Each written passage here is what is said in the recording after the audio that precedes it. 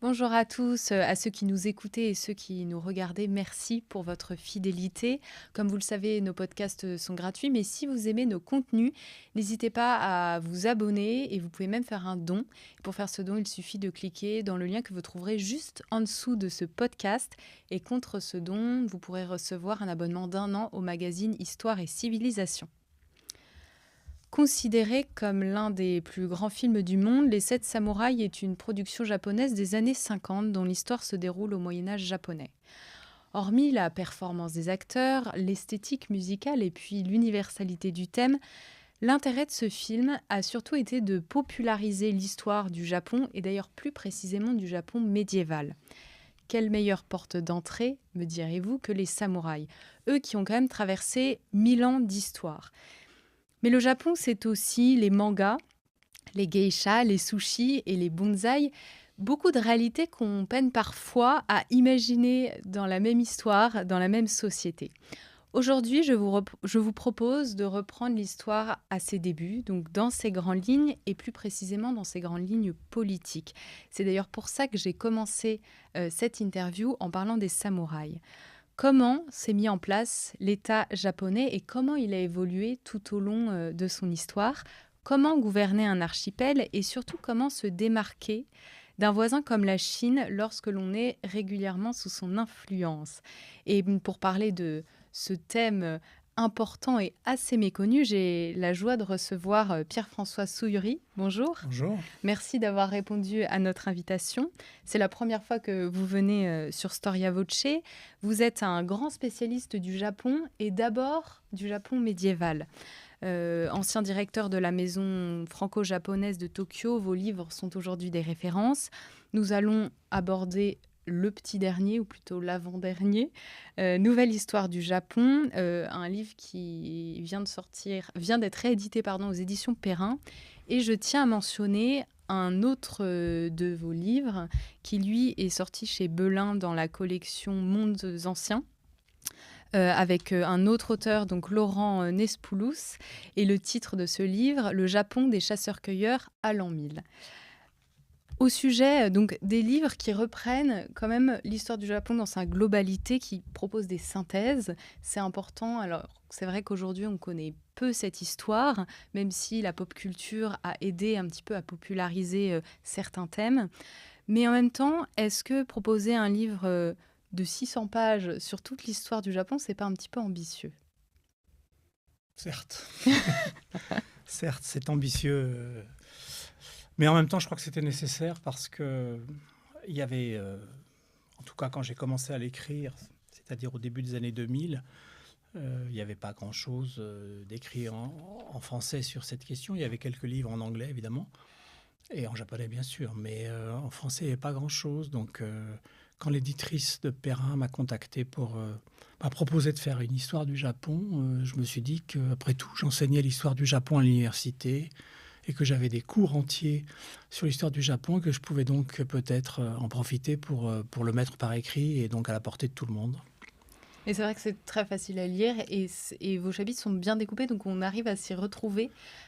Cette histoire, vous confirmez, on la connaît mal. Les Français et généralement les Occidentaux connaissent mal l'histoire du Japon. Bah, ils la connaissent mal parce qu'elle n'est jamais enseignée dans les programmes scolaires des écoles et des lycées.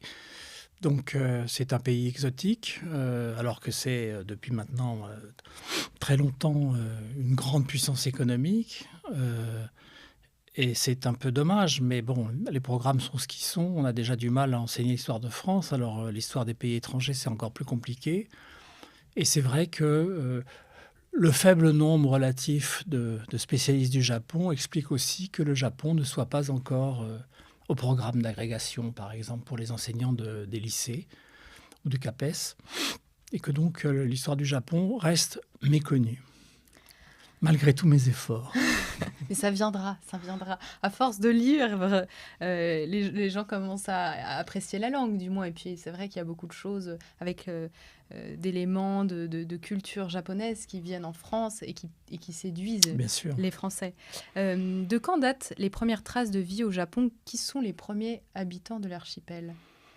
Alors, d'après le résultat des enquêtes et des fouilles archéologiques, il n'y a pas eu d'autres espèces humaines que des sapiens, déjà. Il n'y a pas eu de Néandertal, de Denisovien ou d'autres espèces. Les premières traces humaines remontent à peu près à 35 000 ans. Et il s'agit donc de civilisations de chasseurs-cueilleurs qui ont peuplé l'archipel progressivement, en provenance sans doute de plusieurs directions, de l'Asie du Nord-Est, mais aussi de l'Asie du Sud-Est, peut-être même de la péninsule de Corée. Et petit à petit, s'est développée une civilisation paléolithique d'abord, puis ensuite une civilisation préhistorique qu'on appelle la civilisation de Jomon, qui est une société de chasseurs-cueilleurs, mais avec des particularités qui, justement, ont fait beaucoup tiquer les archéologues occidentaux, parce que ce sont des chasseurs-cueilleurs sédentaires, pour la plupart, vivant dans des maisons semi-enterrées et capables qui connaissaient la poterie bien avant les poteries du Moyen-Orient.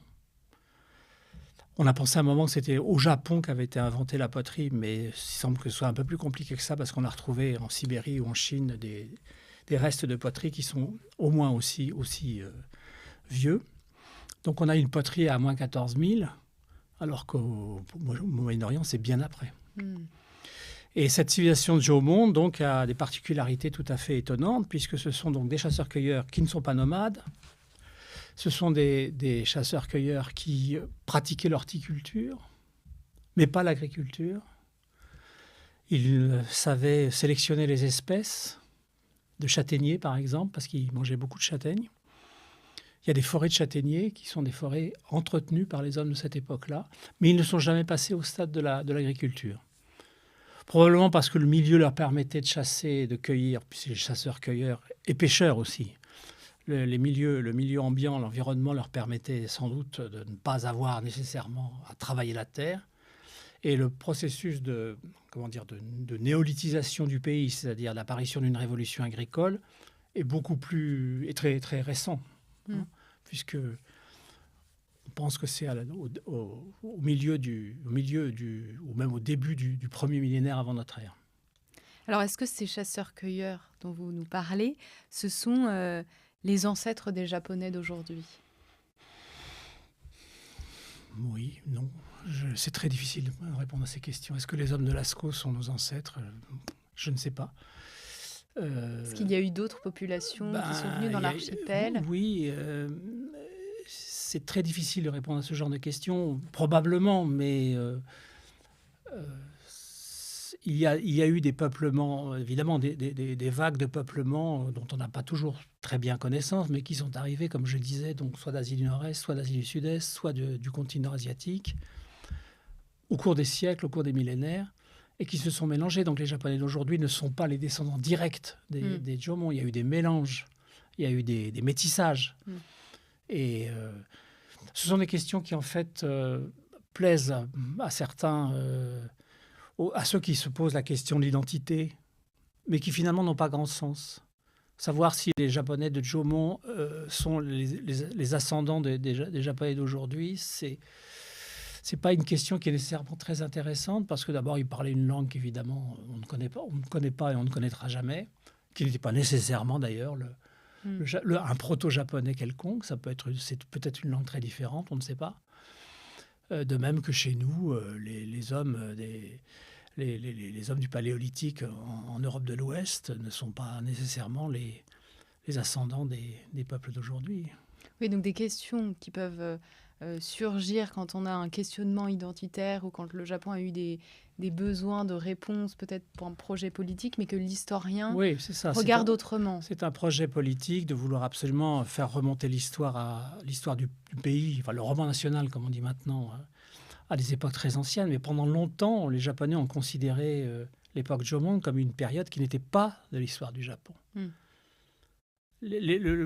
Pour eux, le Japon, c'était le riz.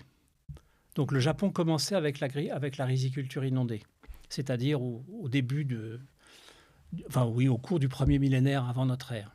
Et ce qui était autrefois la civilisation de Jomon, c'est considéré comme une civilisation de gens étrangers, que les Japonais avaient conquis ou dominés ou asservis. Et il fallait attendre les années 1950-60 pour qu'on se rende compte qu'il y avait sans doute une continuité entre Djomon et Yayoi, qui est la période suivante, le début de l'agriculture. Mais ça renvoie à des questions politiques plus que des questions scientifiques en réalité. Ouais. Alors, à partir de quand l'archéologue, parce que vous nous avez parlé des traces justement que laissent ces chasseurs-cueilleurs, c'est un petit peu le travail de l'archéologue, à partir de quand cet archéologue, il laisse la place à l'historien? Mais il ne laisse jamais la place à l'historien. Quand est-ce qu'on a des écrits? Oui, alors si vous entendez par là les origines de l'écriture, alors bon, les premiers textes écrits au Japon, sur le Japon, sont des textes relativement récents puisqu'ils datent du début du 8e siècle de notre ère. Alors auparavant, l'écriture chinoise était connue à défaut d'être maîtrisée. Et on a, dès le 5e siècle, les premières inscriptions, notamment sur des épées, qui nous indiquent que les chefs, en tout cas, comprenaient à peu près ce qui était écrit dessus, puisqu'on a des textes qui disent, en gros, le roi de telle contrée offre une épée au roi de telle autre. Donc, tout ça étant écrit en chinois, mais avec des caractères qui sont pas nécessaires, enfin, qui visiblement renvoient à des noms de lieux ou de personnes qui ne sont pas des noms chinois, mais bien des noms japonais. Donc on a les premiers signes, disons, d'une compréhension de l'écriture au 5e, 6e siècle, mais c'est vraiment à partir de la fin du 7e et du début du 8e siècle que les Japonais, ou les ancêtres des Japonais, commencent à maîtriser l'écriture chinoise. Donc un archipel sous influence chinoise. Sous influence chinoise, oui. À l'école de la Chine, c'est-à-dire que la Chine apparaît, disons, vers le 5e, 6e, 7e siècle, comme, disons, le référent culturel. La Chine se conçoit elle-même comme l'Empire du Milieu, le pays du Milieu. Et les civilisations qui tournent autour de qui sont installées autour de la Chine sont considérées par les Chinois comme des civilisations barbares. Mais la barbarie, en quelque sorte, peut être maîtrisée si ces populations dites barbares apprennent ce que c'est que la civilisation chinoise, c'est-à-dire maîtrisent la langue, enfin du moins l'écriture, et commencent à appliquer des méthodes d'organisation politique, administrative, fiscale, qui ressemblent ou qui sont identiques à celles de la Chine. Et que les dirigeants de ces États qui se construisent autour de la Chine acceptent la suzeraineté formelle de l'empereur de Chine. Alors, quand apparaît l'État japonais?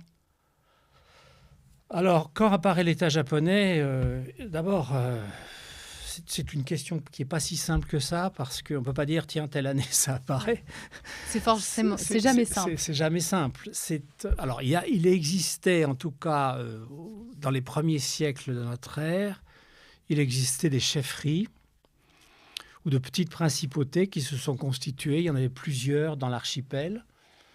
Et autant qu'on puisse le savoir, celle qui est installée dans le Yamato, c'est-à-dire la région actuelle de Nara, qui est le cœur historique du Japon, celle-ci s'est imposée au détriment des autres.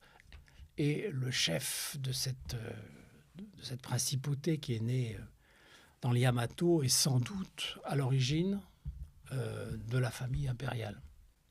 Donc il y a sans doute à ce moment-là, donc on est vers le 5e, 6e siècle, il y a quelque chose qui se passe là et qui va donner naissance.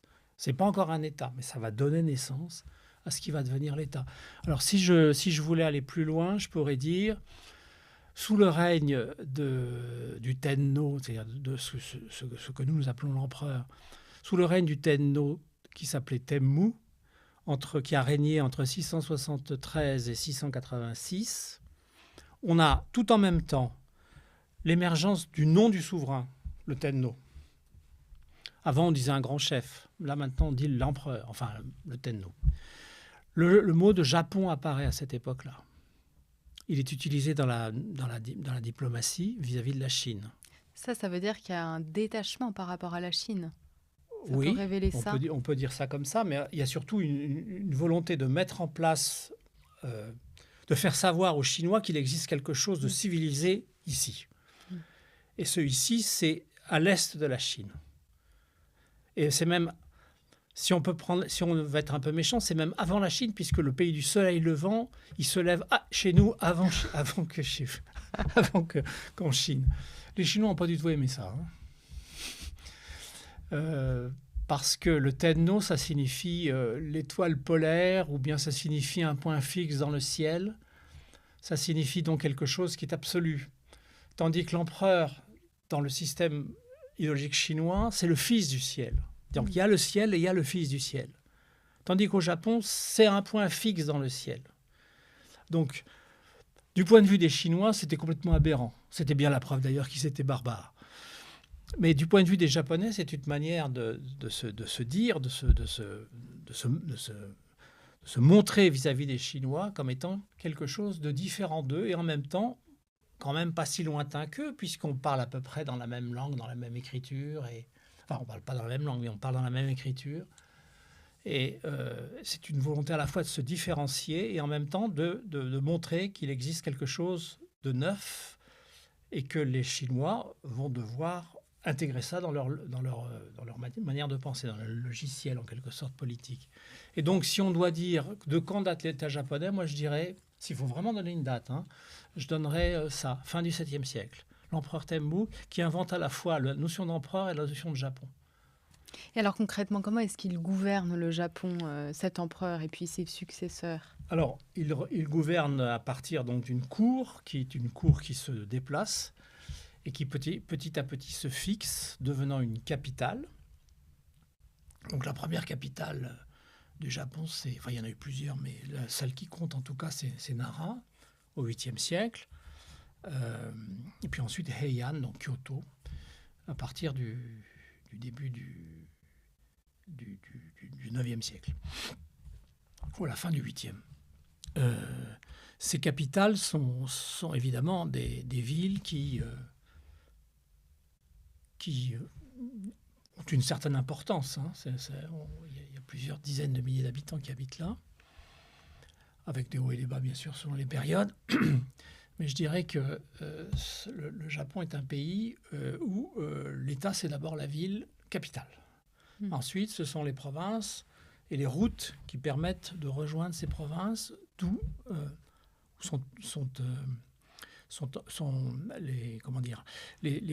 dans chaque province est installé des bâtiments administratifs, un petit gouvernement local qui, lui, a pour charge d'exploiter la province en question et de faire rentrer donc les redevances jusqu'à la cour. Donc il y a un aller-retour permanent. Et c'est comme ça que petit à petit, l'État est contrôlé.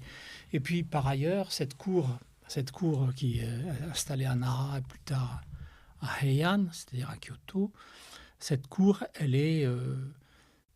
diffuse en quelque sorte un modèle culturel qui évidemment est emprunté à la Chine, mais qui est tellement imposant que les élites locales, régionales, cherchent à imiter. Et par ailleurs, le système qui est mis en place, c'est ce qu'on appelle l'état des codes, c'est-à-dire un système de codes administratifs et juridiques qui permettent de donner des directives générales à l'administration. Ces codes sont écrits en langue chinoise. Donc, pour être fonctionnaire, il faut donc maîtriser l'écriture et maîtriser l'écriture chinoise. Et donc, pour les élites locales, ça devient une nécessité. Donc, on apprend à écrire. Et petit à petit, la civilisation chinoise, revisitée par les Japonais, se répand dans l'archipel. Oui, une civilisation revisitée, mais qui s'uniformise aussi de fait au Japon. Oui, elle est à la fois semblable et différente, c'est sûr. De même que chez nous, l'Empire romain d'Orient, c'est pas tout à fait la même chose que l'Empire romain d'Occident. Ça se ressemble, mais c'est pas la même chose. C'est pas la même chose. Pour qu'on ait un petit peu un élément comparatif, est-ce que il y a des points communs entre le Moyen-Âge japonais et le Moyen-Âge occidental? Est-ce que ça fonctionne un peu pareil, de la même manière? Ou est-ce que vraiment le prisme et la manière de penser, la manière d'agir, la manière de gouverner est totalement opposée? C'est une question politique. je dirais presque pas immédiate, mais qui en tout cas c'est une question politique qu'on s'est beaucoup posée au Japon et peut-être aussi un peu en Occident, à la fin du 19e, au début du 20e siècle, et même jusqu'au milieu du 20e siècle. Pour des raisons évidemment liées à l'impérialisme, au colonialisme, le Japon avait besoin de se sentir différent de la Chine et de la Corée. Et pour se faire admettre dans le club des grandes puissances impérialistes, il avait besoin que son histoire ressemble à celle des grandes puissances impérialistes. Et ils ont trouvé... Alors, ils ont trouvé, c'était pas faux totalement. L'idéologie, c'est jamais totalement faux non plus. Il y a toujours une part de vrai dans tout ça. Ils ont évidemment compris très vite que la naissance d'une classe guerrière dans le Japon, à partir de l'an 1000, en gros, jusqu'au 19e, faisait du Japon un pays dont l'histoire était très différente de celle de la Chine et de la Corée, par exemple, qui sont des civilisations où les mandarins, les lettrés ont pris le pouvoir et l'ont gardé en quelque sorte pendant des siècles, voire des millénaires. Il n'y a jamais eu en Chine ou en Corée une classe de guerriers spécialisés dans la guerre qui ont pris le pouvoir. Or, au Japon, c'est le cas, avec les fameux samouraïs. Et donc, dans l'esprit de certains, les samouraïs, c'était donc la féodalité. Et donc, il y avait une féodalité au Japon, il n'y avait pas eu en Chine et en Corée. Et s'il y avait eu féodalité au Japon, il faut bien reconnaître que le Japon ressemblait quelque part à l'histoire de l'Europe. Et ça a été théorisé par certains historiens ou certains idéologues, cette idée-là. Et donc, le Bushido, qui est donc la voie du guerrier, c'était un peu l'équivalent des codes de chevalerie occidentaux. Et donc, le Japon avait un développement historique, finalement, parallèle à celui de l'Europe. Et certains allaient même jusqu'à expliquer que c'est dans les plaines du Kanto où se développe la chevalerie japonaise, les guerriers japonais, les samouraïs japonais, qui est né vraiment un Japon indépendant et autonome par rapport à la cour impériale qui, elle, était toujours dans les schémas, disons, culturels chinois, avec même des réflexions qui aujourd'hui font un peu rire, du genre les samouraïs, c'est des vrais hommes. Il y a une virilité du samouraï qu'on retrouve aujourd'hui dans la capacité des Japonais à se forger une armée et à gagner des batailles, alors que la cour de Kyoto, la cour de Heian, c'était une aristocratie, certes très, très cultivée, mais complètement avachie et efféminée. C'est les mêmes thèmes qui reviennent dans toujours.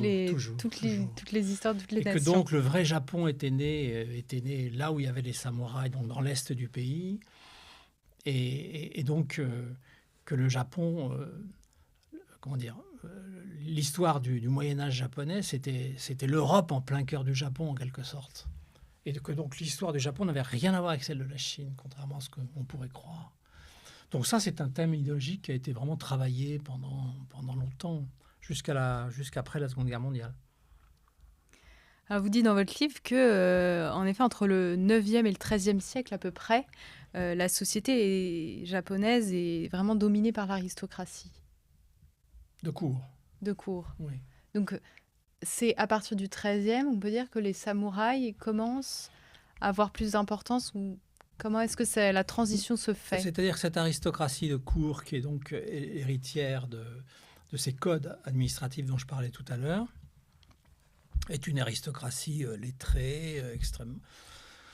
que moi j'admire beaucoup, parce qu'ils ont quand même été à la tête de ce pays pendant pas loin de 4 siècles, sans effusion de sang majeure. La paix était maintenue. Et les aristocrates, je caricature un petit peu, mais passaient leur temps à courtiser les filles et à écrire des poèmes. C'est pas tout à fait le même genre que nos samouraïs de l'Est du pays, qui, eux, aimaient chevaucher, galoper, tirer à l'arc, chasser et évidemment combattre. Alors pourquoi ces samouraïs? Alors ces samouraïs, cette classe guerrière est née dans les provinces d'abord. Elle n'est pas née à la cour. Elle est née dans les provinces, dans certaines provinces même, on pourrait dire, notamment celle de l'Est du Japon, donc la plaine du Kanto, c'est-à-dire là où se trouve la ville de Tokyo aujourd'hui. Et dans cette plaine du Kanto, les samouraïs, donc c'est-à-dire les petits notables locaux, se militarisent et le Japon connaît à ce moment-là une sorte de période d'insécurité dans les provinces, avec une naissance du brigandage, la piraterie, etc. Et donc les petits notables locaux commencent à s'armer et à se constituer des clientèles autour d'eux, d'hommes à eux. Et petit à petit se met en place un système qui ressemble effectivement à la féodalité occidentale, avec un système hiérarchisé, une vassalité. Et le vassal combat pour son seigneur en échange d'un bénéfice foncier que le seigneur lui accordera s'il est victorieux, évidemment. Donc ça, c'est quelque chose qui est effectivement très proche de ce qui s'est passé en Occident, en tout cas dans la France et dans l'Angleterre, à peu près la même époque, aux alentours du Xe, XIe siècle, XIIe siècle. Et ça, cette concordance, en quelque sorte, des temps entre le Japon, qui est à l'extrémité de l'Eurasie, et la France et l'Angleterre, qui sont de l'autre côté, est tout à fait étonnante. C'est vrai que... comment dire ? Quand les premiers occidentaux, portugais, espagnols, sont arrivés au Japon au milieu du XVIe siècle, les premiers rapports qu'ils écrivent à leur roi ou au pape, c'est pour dire à quel point la société japonaise ressemble à la société occidentale. Jamais, quand ils arrivent au Mexique, au Pérou, ils disent « Ah ben, ça ressemble à chez nous. Hein. » Jamais.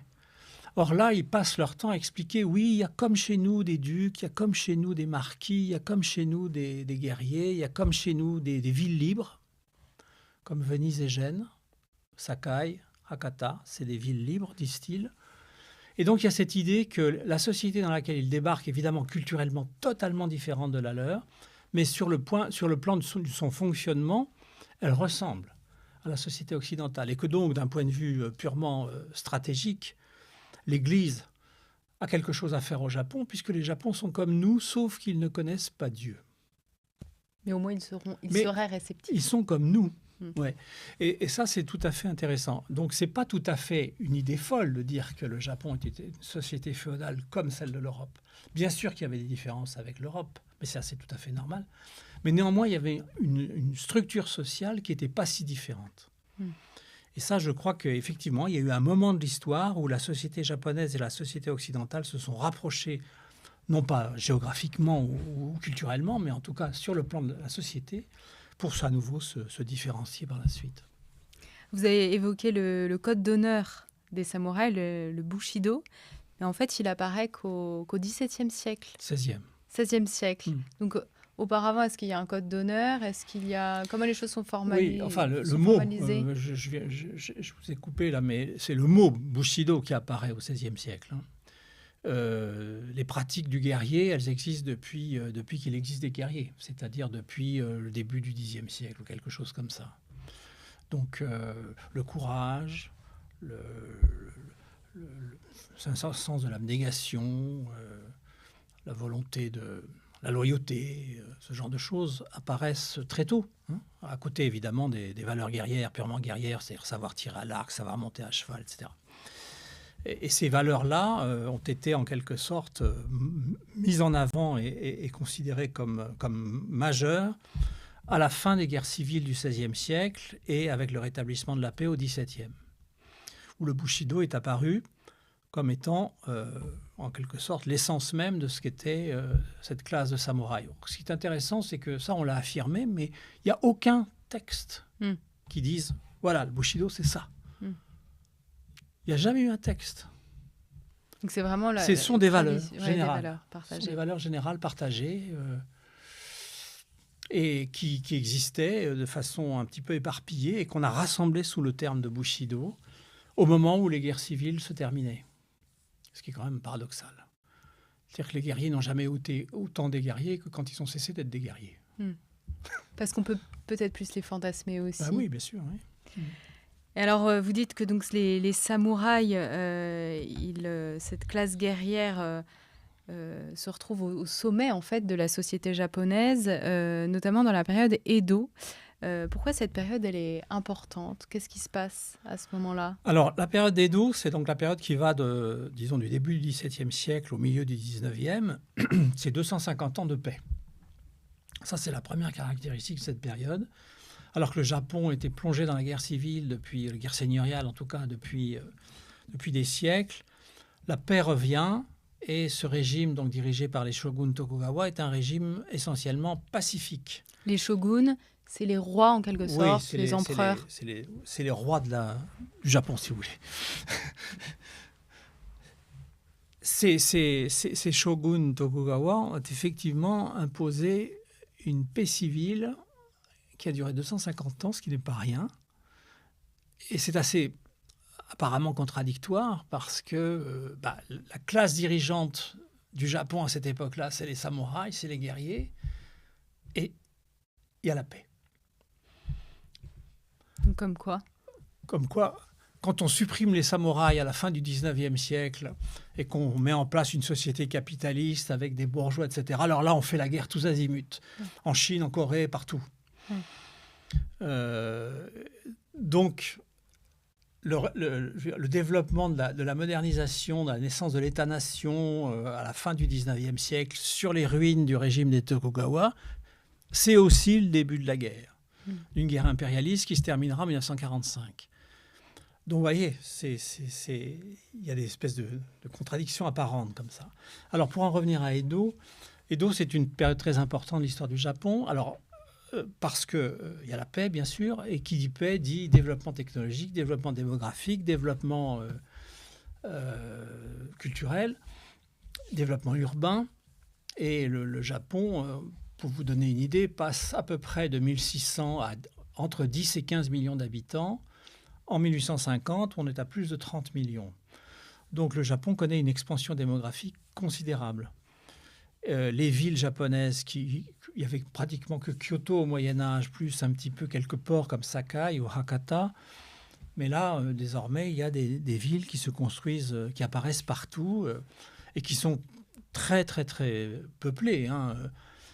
On dit toujours que Edo avait 1 million d'habitants vers 1700. Il en avait sans doute plus. Et à la fin de la période, on était plus près de 2 millions que d'1 million. C'est quand même considérable. Osaka avait 300 à 400 000 habitants, Kyoto autant, etc.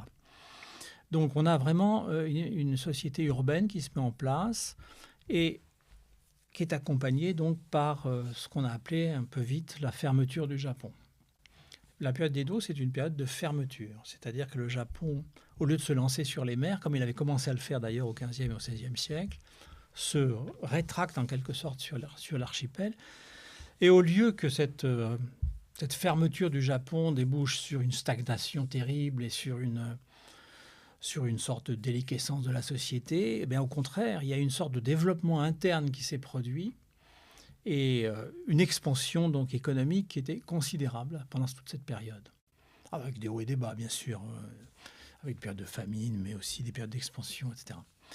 Et cette époque d'Edo était fondamentale sur le plan culturel, sur le plan de... Oui, enfin, c'est vraiment un moment d'apogée de la civilisation japonaise, on peut dire, d'une certaine façon.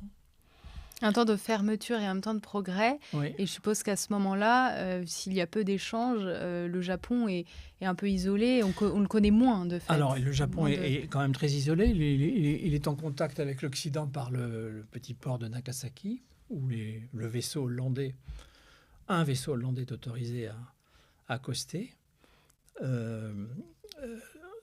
Les autres étrangers ne sont plus acceptés. Les Portugais et les Espagnols ont été expulsés, les autres aussi. Donc il ne reste plus que ce petit enclave par lequel circulent quand même un certain nombre de choses, notamment à partir de la fin du XVIIIe et du XIXe siècle. Les Japonais commencent à acquérir et à faire traduire des ouvrages importants de sciences occidentales.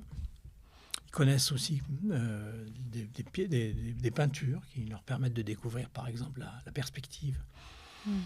Bref, il y a toute une série d'échanges qui se font à ce moment-là, qui sont tout à fait importants et qui vont en quelque sorte faire maturer la société, et qui petit à petit va être contrainte de se réouvrir à nouveau. Un peu contrainte et forcée, d'après ce que Un vous peu contrainte et écrivez, forcée, oui, bien sûr. par les canons américains. C'est la grande époque des canonnières, hein, la diplomatie des canonnières, comme on disait au XIXe siècle, c'est-à-dire que les Américains imposent, avec les Américains d'ailleurs, viennent les Russes, les Britanniques, les Français, etc. Et on impose donc une ouverture du pays aux conditions des Occidentaux. C'est pour ça qu'on appelait ces traités des traités inégaux. Pour des raisons commerciales. Pour des raisons commerciales, oui, essentiellement, oui. Et donc là, on est en 1854. Oui, c'est ça. Là, la première ouverture, c'est 1854. Les traités de commerce dits inégaux, c'est 1858. Et ça va déclencher une crise politique et sociale telle que le régime des Tokugawa va s'effondrer donc en 67-68. Et on arrive donc à la dynastie Meiji. Oui. Donc il y a une restauration. C'est pas une dynastie, hein, c'est la dynastie impériale qui. Le nom de l'empereur, c'est Meiji. Donc une restauration, je suppose que ça change beaucoup de choses au Japon, parce qu'on a à la fois l'ouverture et cette nouvelle dynastie. Qu'est-ce qui change dans le quotidien de ces Japonais à ce moment-là? Oh ben, c'est une véritable révolution. Pas l'année 68, mais dans les années qui suivent, il y a toute une série de dispositions qui vont être prises par le gouvernement qui, de fait, abolit l'ancien système, l'ancien régime, la féodalité. Donc la féodalité, elle court on peut le dire, au milieu du 19e siècle. Voilà, elle court jusqu'en 68, ou bon, disons jusqu'en 71, 72. Mais les traits principaux de la féodalité sont abolis à ce moment-là. Hein. À commencer par les statuts sociaux. Par exemple, le statut de samouraï disparaît. Et donc, on peut dire que c'est la fin des samouraïs. Et oui, c'est la fin des samouraïs. Donc, ça a duré à peu près 1000 ans. Ben oui. Tout de même. Oui. Alors, la figure a évolué. Oui, alors la disparition des samouraïs, c'est la disparition de ces gens donc, qui avaient le droit de se promener dans la rue avec leurs 2 sabres et qui étaient très fiers de se promener comme ça. Mais dans les faits, les samouraïs n'ont pas véritablement perdu le pouvoir. Quand on regarde les chiffres, par exemple, de ceux qui peuplent la fonction publique de l'État japonais à la fin du 19e siècle, on est à des taux aux alentours de 70-80% de gens qui sont d'origine samouraï dans les bureaux de l'État, la diplomatie, la police, le ministère des Finances, etc. etc. Donc on a une colonisation en quelque sorte de l'État par les anciens samouraïs, qui ne sont plus des samouraïs, mais qui néanmoins, alors ils sont habillés, je dirais, à l'occidental de plus en plus souvent, mais ils sont là, enfin je veux dire, il y a eu un certain nombre d'anciens samouraïs qui n'ont pas su se mettre, disons, à la page, oui. Ça fait beaucoup penser à ce qui s'est passé d'ailleurs en Union soviétique et dans les pays de l'Est. Ouais. C'est-à-dire que quand on regarde les choses de très près, l'Union soviétique s'est effondrée, mais la plupart des chefs du Parti communiste sont restés en place pendant très longtemps. Ils le sont encore en partie, dans le régime de Poutine aujourd'hui. Quand on regarde par exemple l'Allemagne de l'Est, on voit très bien qu'il y a un certain nombre de personnes qui n'ont pas su s'adapter au nouveau système politique et économique après la chute du mur de Berlin. Ces gens-là étaient trop, en quelque sorte, à l'intérieur du système communiste, de la RDA. Ils n'ont pas su s'adapter à la nouvelle donne. Et bien là, c'est un peu la même chose. C'est-à-dire qu'on a un certain nombre de samouraïs qui n'ont pas su faire. Donc ils se sont appauvris très très vite, en quelques années, se sont retrouvés prolétaires. Et évidemment, de méchante humeur. D'où les révoltes dans les années 1877.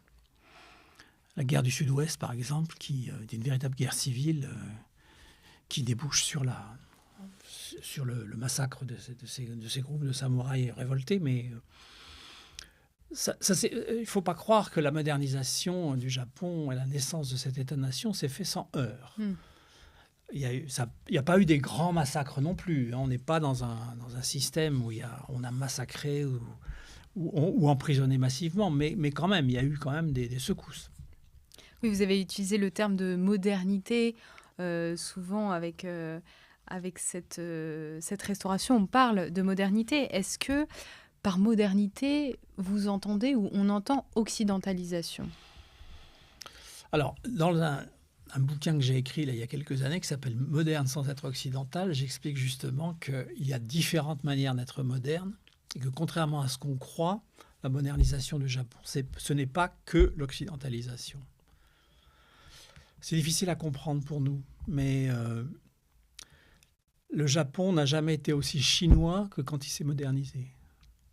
Et la plupart des discours mis en place après 1870 ou 1880 sont des discours qui sont en fait des discours en catégorie confucianiste pour parler de la modernisation. Alors je pense que vous ne comprenez pas ce que je veux dire parce que je ne suis pas assez clair. Mais par exemple, le Japon se dote d'une constitution moderne en 1889. Et les gens du pays se sont lancés dans un mouvement dans les années 1880, dans un mouvement chacun dans son village proposait une constitution. Il y a une espèce d'effervescence politique où les gens essayaient de réfléchir à ce que pourrait être une nouvelle constitution. Mais ils ne disaient pas une constitution. Ils disaient la voie du ciel. Il faut vraiment reprendre la voie du ciel. Ou la voie royale, enfin ça dépend, il y a plusieurs expressions. Et la voie royale, la voie du ciel, si vous voyez, une pétition de paysans ou de paysans riches ou de bourgeois dans un quartier qui réclament une nouvelle manière de comprendre ce que c'est que la voie du ciel, vous dites mais qu'est-ce qu'ils nous racontent ces gens-là?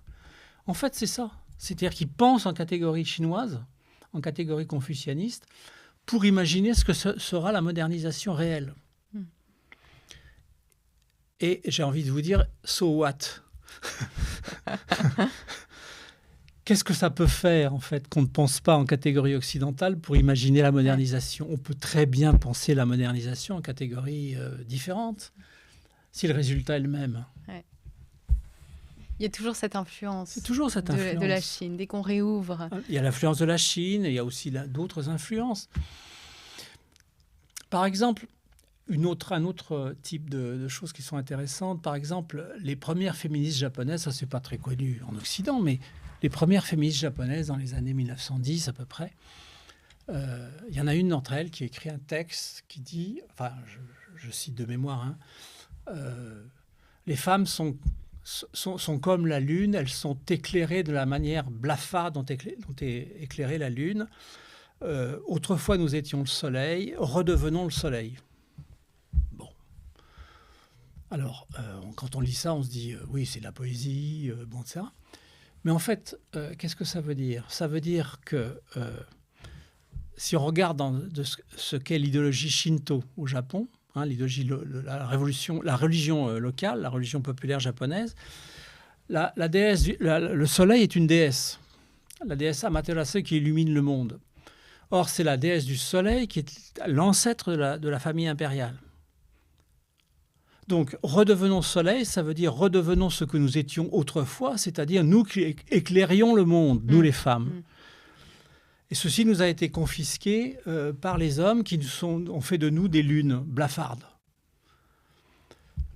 C'est donc en fait l'utilisation du Shinto ou du discours sur le Shinto, les discours sur les mythes du 8e siècle qui ont été rédigés au 8e siècle, qui ressortent par la fenêtre en quelque sorte au début du 20e siècle pour expliquer ce que devrait être une société. Alors, elles disent pas féministe, mais une société où il y aurait, où les hommes et les femmes seraient considérés comme égaux. Ce qui, dans la société de cette époque-là, était loin d'être évident. Ce qui est intéressant, c'est que cette modernité, elle passe en fait par une restauration du gouvernement impérial. Oui, alors ça, cette restauration du gouvernement impérial, c'est parce que dans le Japon de cette époque-là, si vous voulez, ceux qui ont fait la révolution Meiji sont en lutte contre la féodalité en réalité. Le féodalisme. Et pour eux, le féodalisme, c'est une société qui est décentralisée. Il y a des fiefs avec des octrois, des qu'on passe d'un fief à l'autre. Enfin, il n'y a pas une unification du marché et les forces sont dispersées.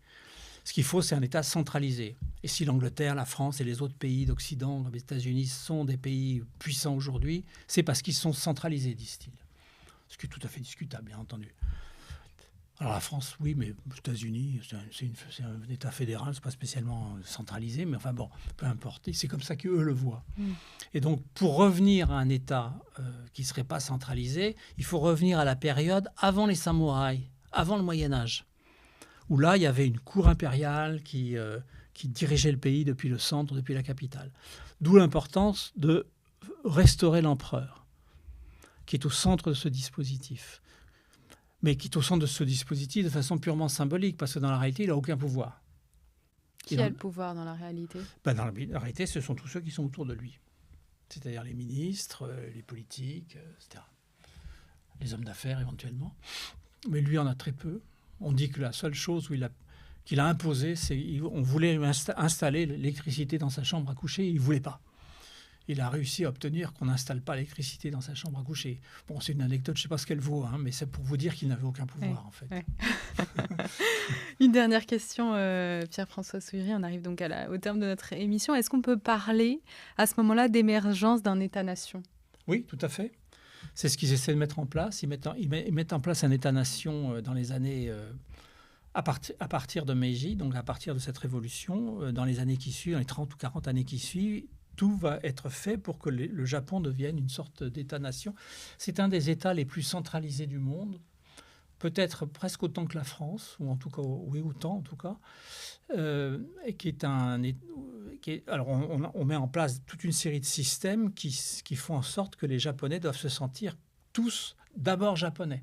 Pas de telle province, pas de tel département, pas de telle ville, mais tous japonais. Et donc, il y a effectivement la mise en place d'un État-nation, et cet État-nation devient extrêmement agressif par rapport à ses voisins, et s'impose donc dans le concert des nations comme étant une grande puissance régionale à partir, disons, de 1900, pour simplifier.